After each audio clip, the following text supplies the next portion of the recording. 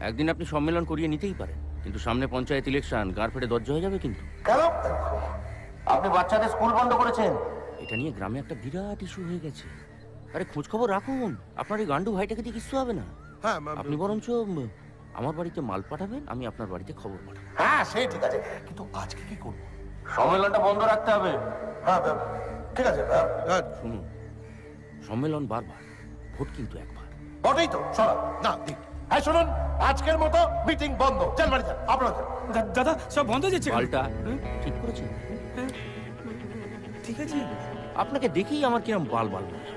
আগে ভাবতাম ভুল করছি, কিন্তু এখন তো দেখছি না, ঠিকই করছি। আপনার দাদাকে যা বলার বলে দিয়েছি, বুঝে নেবেন। আপনি একাই না, আপনার দাদার মারানোর জন্য যথেষ্ট। হ্যাঁ প্রশান্ত চল। Thank you. Always at your চল চল চল চল চল।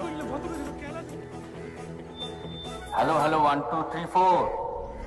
আজকের মতো মাতব্বরি বন্ধ।